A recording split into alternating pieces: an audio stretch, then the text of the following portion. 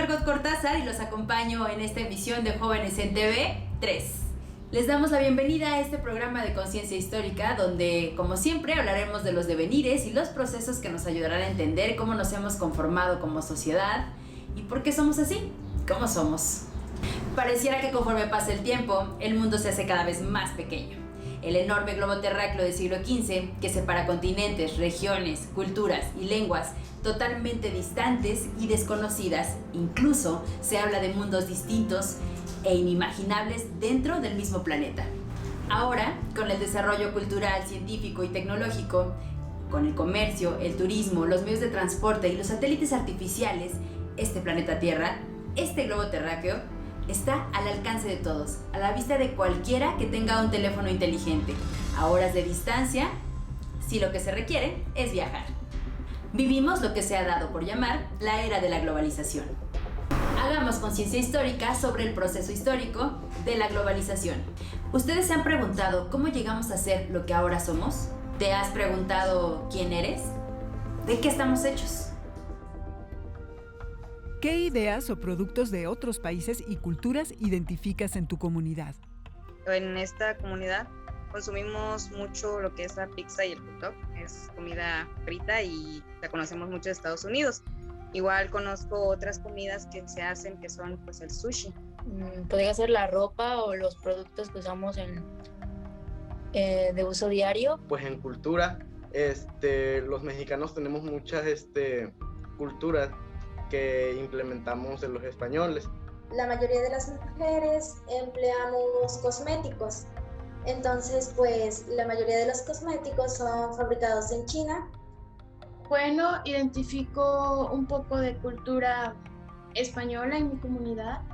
¿Cómo han modificado tu modo de vida y la de tus vecinos? Hacer más cómoda la vida que tenemos. Nos hacen más fáciles ciertas tareas. Vienen a beneficiar nuestras vidas, a hacer nuestras cosas más fáciles. Porque nos facilitan a veces las cosas. Y el móvil también es algo que nos es de mucha ayuda para el trabajo, para la escuela, en especial en estos tiempos de pandemia. Creo que se ha vuelto de primer uso y muy esencial. Nuestro país no hay productos que no los crea, sino que tienen que venir de otros países. Entonces, de ese modo pueden satisfacer a las familias de mi comunidad. De igual manera, la cultura lo podemos ver en bailables que tienen algunos mucha influencia de culturas europeas. ¿Qué harías para mejorar el mundo desde lo que ofrece tu comunidad? Pues aprovechar de una mejor manera los recursos que en cada comunidad tenemos, porque aquí en Lerdo somos muy diversos en cuanto a la comida, que es lo que creo muy necesario, porque el transporte de la comida es bastante caro, así que podríamos enseñar a otras comunidades, a otras personas a cómo tener sus propios cultivos. Yo creo que sobre todo el saber cuidarlo y proteger, o sea, no sobreexplotar lo que tenemos a nuestro alcance. Informar en la comunidad, informar a las personas para que tengan un poco más de cultura y un poco más de conocimiento. Un ejemplo sería abrir una empresa, empezar a producir cosas de nuestro mismo lugar de origen. En este caso, nuestro lugar es una ciudad que produce caña, entonces los ingenios pues están a la disposición. Bueno, ofrecer lo que mi comunidad tiene, por ejemplo, la producción de materia prima para elaborar ciertos productos que después se hacen en fábricas en zonas industriales. ¿Qué productos de tu localidad venderías a otros países? De mi localidad, pues de hecho ya se vende el azúcar de la caña. Aquí tenemos un ingenio, entonces este es el que se distribuye a varias partes del país y desconozco si también se exporta a otros países, pero sí sería una muy buena. Igual también tenemos un producto que es la nieve de coco, es muy rica y se podría dar a conocer en varias partes del mundo. Muchas personas de nuestra localidad empezaron a hacer sus propios negocios, entonces hay mucho comercio local hoy en día aquí en nuestra ciudad, entonces sí estaría bien y estaría muy padre que a futuro se puedan ir expandiendo. En mi localidad, que es Lerdo de Tejada, Veracruz, nuestro recurso principal es la caña. así que optaría por vender los recursos que sabemos utilizar de la caña, lo que es el azúcar, lo que es la melaza, el endulzante, el alcohol, todo eso. La azúcar es algo que nuestra comunidad produce. Tenemos un ingenio muy cerca, entonces lo primero sería la azúcar. ¿Hay alguna idea que hayas tenido que pueda repercutir en la vida de todo el mundo? Últimamente he pensado mucho en la alimentación de los niños, ya que de aquí es donde pues creamos nuestras defensas y sirve mucho para el desarrollo. Crear algún tipo de alimento que sea fácil de transportar, con algún tipo de barras que sean muy nutritivas para poder ayudarlos a tener una mejor calidad de vida. Hace unos años, en un proyecto de prototipos, un compañero y yo hicimos una alarma para mujeres que en caso de tener algún acoso, esta se activaría y sonara. Sin embargo, no pasó a otro nivel, pero pues nosotros pusimos esa idea en nuestra localidad. La idea de crear empresas en un futuro creo que sí repercutiría en gran parte de la sociedad, porque me expandiría no solo en mi comunidad, sino en otros lugares, en otras ciudades, y crearía fuentes de empleo también para otra población que no solo va a ser mi comunidad. Si observamos con detenimiento, descubriremos un teléfono hecho en China por donde podemos ver películas producidas en Hollywood. Nos daremos cuenta de que los tenis que usan pueden ser de una marca alemana, pero fabricados en algún país de Asia. Descubriremos que esos extravagantes peinados y vestimentas provienen de un movimiento que surgió hace tiempo en Inglaterra en torno a un ritmo de música extranjero, el punk. Estoy segura de que también has jugado fútbol, deporte que nació en Inglaterra y ahora emociona a mucha gente alrededor del mundo. ¿Te has preguntado cuánta gente en tu comunidad, estado o incluso en el país desayunó los mismos alimentos que tú esta mañana? Es más, ¿cuánta gente en el mundo escuchará esta noche tu canción favorita antes de acostarse? Todo esto y mucho más lo vivimos a causa de un proceso histórico llamado globalización. Hoy estamos más comunicados que nunca. Da igual si vivimos en un pueblo de México, en la capital de Brasil, en el norte de Italia o en las costas de la India o en el lejano continente de Oceanía. Esto es posible. Sin embargo, bajo el fenómeno de globalización tenemos un problema. El acceso universal al Internet como medio de comunicación no se ha logrado aún. En nuestro país, por ejemplo, todavía hay muchas regiones que no cuentan con este servicio o es limitado. Solo debemos voltear a ver la cantidad de palabras extranjeras que nos rodean por todos lados. Pero aquí no solo nos referimos a la economía y los avances tecnológicos. La globalización es mucho más. Pensemos, por ejemplo, en la actual pandemia por COVID-19.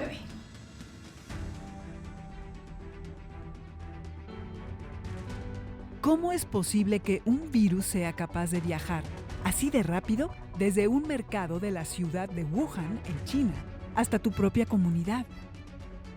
Si le planteáramos esto a tus abuelos y abuelas, seguro nos tacharían de locos o tal vez no.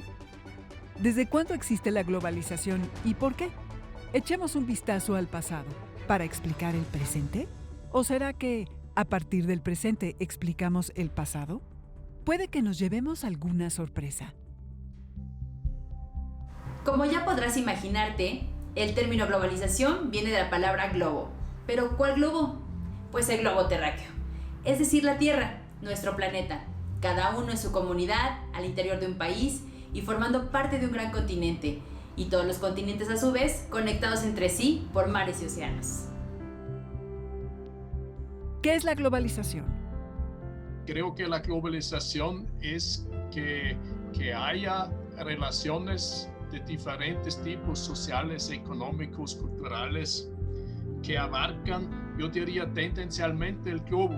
Eso es lo primero. Y lo otro es que haya una conciencia de esas conexiones, porque hay conexiones muy antiguas que nadie sabía que existen. Y lo otro es que esas conexiones sí tienen un impacto en diferentes partes del globo, que no son solo unas cosas que ocurren y lo observamos, pero no cambian nada. ¿Desde cuándo se acuña el término globalización en las ciencias sociales? Bueno, se hizo moda en los años 80 del siglo pasado, aunque hay unos antecedentes, hay que decir, desde los 30, si no antes, parece en Francia antes ocasionalmente ya se usa. La moda del término globalización responde a unos fenómenos que estamos observando en las últimas décadas, ¿no? Y la conciencia que hay relaciones globales existe antes, entonces se empiezan a discutir fenómenos de globalización antes de que exista el término. Pero en los 80, digo, se hizo moda y en las ciencias históricas de allí surgió algo que se llama la historia global, que intenta estudiar fenómenos históricos a nivel global. ¿Se puede hablar de una primera globalización en el siglo XVI? Me gusta más el término globalización temprana, no es tan tajante como primera globalización. Y diría que sí, en el siglo XVI, que se dan relaciones a nivel global, comerciales, imperiales, procesos de difusión religiosa, y que están acompañados la primera vez de una conciencia que exista eso. Pero a partir del siglo XVI, por el aumento de la navegación y de la comunicación directa, sí surge una conciencia de esas relaciones, ¿no? Ya se sabe que además la cosmografía tiene la primera vez un modelo más o menos real del globo. Claro, que es un globo se sabía antes, pero cómo están distribuidas las tierras. Entonces los navegantes ya no fueron a las ciegas, sino sabían a dónde van, que buscan, ¿ya? Entonces todo eso empieza en el finales del siglo XV, en XVI, y por lo tanto yo creo que eso es una primera globalización y además deja un impacto, ¿no? En realidad cambia la cara del globo entonces, y donde más cambia es en América Latina. ¿Qué papel jugó el Océano Atlántico en esta primera globalización? Había ya desde la época de la Edad Media Europea relaciones cada vez más intensas entre Asia y Europa, incluyendo partes de África. Y lo que pasa en el finales del siglo XV-XVI, que se incluye el espacio atlántico con América y después Transpacífico en ese proceso. Son los últimos espacios que se integran a este fenómeno. Aunque América tuvo sus propias relaciones internas, ¿no? Pero se conectó de forma violenta, como mucho en la globalización, con esas conexiones euroasiáticas. Para que la globalización existiera, fue necesario que se conquistaran gigantescos cuerpos de agua llamados océanos, o que se recorrieran largos y extenuantes caminos tierra adentro. Grandes historiadores como Fernand Braudel, Immanuel Wallerstein y Eric Hobsbawm llamaron la atención al señalar que la globalización de finales del siglo XX y principios del siglo XXI no era un fenómeno nuevo. Cada día es más común referirse al hecho de que hubo una primera globalización entre los siglos XVI a XVIII, periodo en el que toda América y principalmente México, nuestro país, tuvo un papel destacado.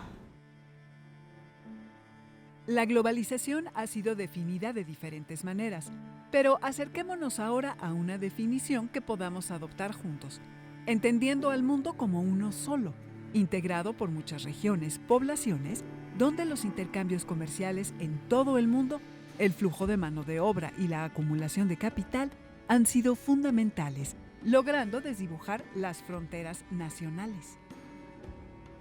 Globalización es, en pocas palabras, la integración económica, social y cultural del mundo.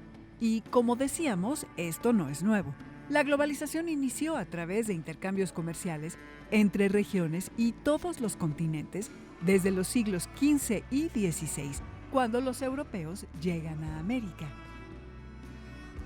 Fernando de Magallanes inició en 1519 un largo viaje marítimo con dirección al oeste, que lo llevaría a recorrer todo el mundo hasta regresar a Sevilla. Según sus planes, en 1522, él no pudo concluir el viaje, pero Juan Sebastián Elcano lo continuó hasta dar la vuelta al mundo y regresar al punto donde habían partido. Claro está que desde siglos atrás existía un intenso comercio entre Europa y Asia, pero después de que Cristóbal Colón llegara a las Antillas en 1492, mercancías e incluso seres humanos que se capturaban y se vendían como esclavos, así como el intercambio de ideas y formas de pensar, circularon prácticamente por todo el globo terráqueo. ¿Recuerdas por qué y cómo Cristóbal Colón llegó desde Europa atravesando el Océano Atlántico? ¿Por qué desembarcó en las Antillas? ¿En verdad crees que él descubrió América? Lo cierto es que la Nueva España jugó un papel trascendente en la ampliación de las rutas comerciales de todo el mundo. Por ejemplo, el camino real de tierra adentro, la conexión marítima de España, siendo clave el puerto de Veracruz, así como la ruta comercial que conectaba Asia y España a través del puerto de Acapulco y la famosa Nao de China. América, con sus grandes culturas como la maya, mexica e inca principalmente, también contribuyeron al proceso de globalización. Muchos productos de origen americano comenzaron a conocerse y venderse alrededor de todo el globo. La plata y el oro de América financió el desarrollo del capitalismo europeo durante los siglos XVI al XVIII. ¿Qué hacía Cristóbal Colón en las Antillas? ¿Cómo llegó allí y cuáles eran sus intenciones? Primero, Colón no quería llegar a las Antillas, sino quería llegar a Asia. Que eso me parece muy importante, que la globalización, como fue promovido de los europeos en el siglo XV-XVI, siempre tiene en vista Asia.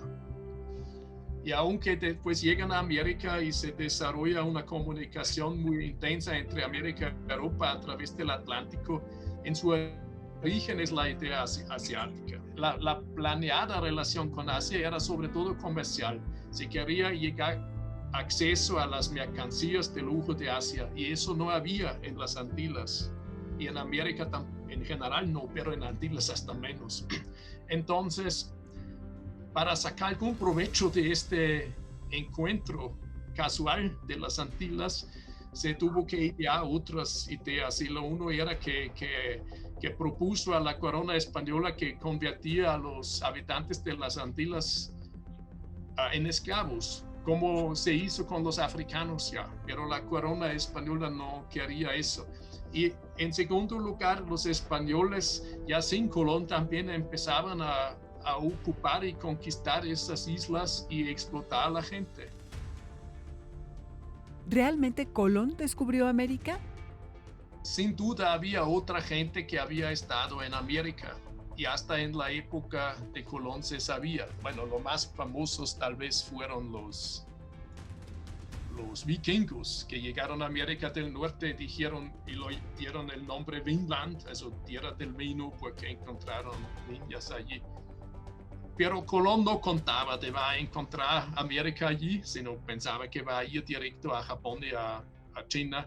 Se podría decir que lo descubrió para los europeos, porque su llegada allí también tuvo consecuencias, mientras que la llegada de los vikingos no tuvo cero consecuencias.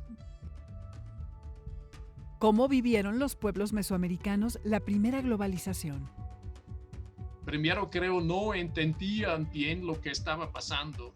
Bueno, como probablemente Hernán Cortés tampoco entendía bien lo que estaba pasando allí a largo plazo.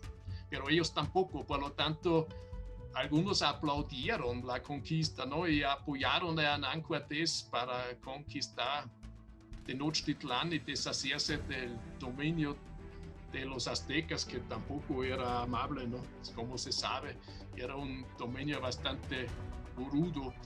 Eso es lo uno. Y después, como avanzaban las cosas, creo también se adaptaron. Los mesoamericanos intentaban adaptarse a la nueva situación, como en todo el mundo la gente intenta adaptarse siempre, ¿no? Y eran bastante hábiles en eso también. Y parte de la adaptación, por ejemplo, era la conversión al cristianismo, aunque se conservaban sus cosas también, y hay todas estas formas del sincretismo. Also, hay una historia extremadamente compleja y rica de adaptación. Por lo tanto, creo la conquista tampoco es pura destrucción y matanza y violencia, aunque tiene centralmente eso también. Pero también tiene su riqueza cultural y humana en eso. Y hasta para los europeos, en cierta forma, que aunque eran rudos y violentos, se empezaban a cuestionar muchas cosas en ese proceso. En la época de Felipe II, la corona española gobernaba por primera vez en la historia y era un imperio que abarcaba todo el mundo, Europa, América, Asia y África. El oro de los Andes alimentó la suntuosidad de los aristócratas castellanos, la prosperidad de los comerciantes holandeses y acabó estimulando la industria china, beneficiaria real de los metales del Potosí. Por esta razón, no es extraño encontrar monedas de plata mexicana en China y hasta en Mongolia, prueba de que nuestro territorio, en ese entonces la Nueva España, contribuyó de manera decisiva en el desarrollo de la primera globalización. La extracción de los metales preciosos, en su gran mayoría de lo que hoy es México y Perú, impulsó el mercantilismo y la economía europea. Esta pujante comercialización provocó, a su vez, la expansión y difusión de un montón de ideas políticas, económicas y científicas. Subrayamos el concepto mercantilismo, doctrina económica del naciente capitalismo comercial en Europa durante los siglos XVI al XVIII, cuya premisa básica es la acumulación de metales preciosos a través de la actividad comercial.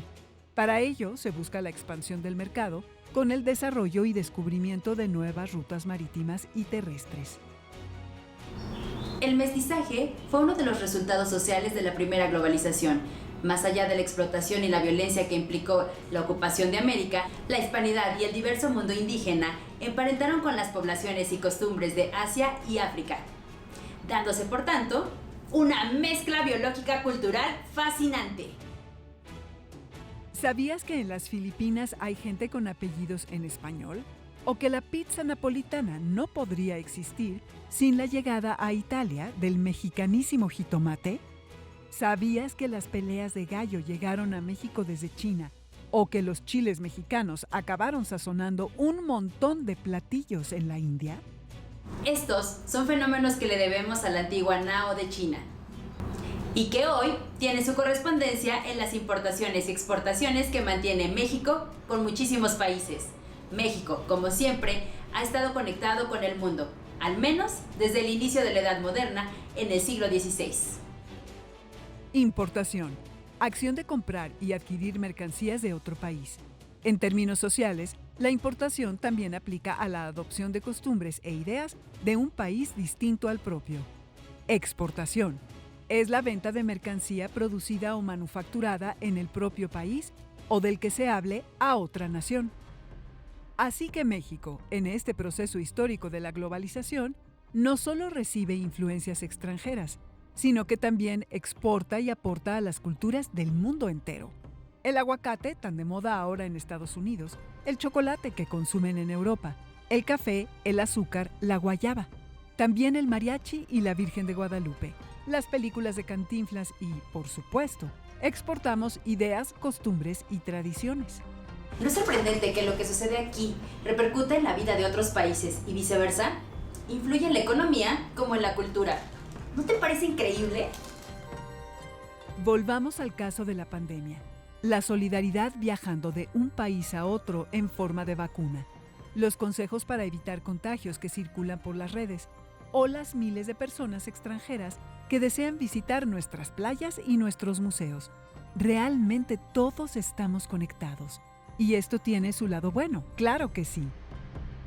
Y para concluir nuestro programa de hoy, podemos afirmar que actualmente estamos mucho más conectados que en los tiempos de Cristóbal Colón.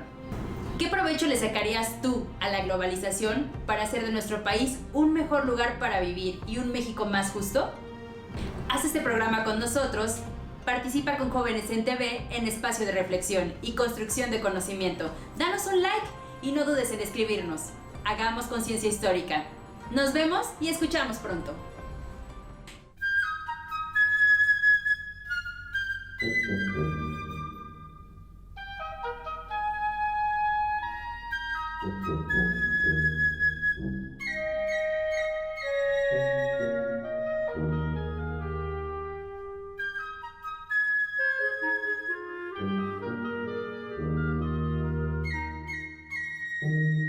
Bye.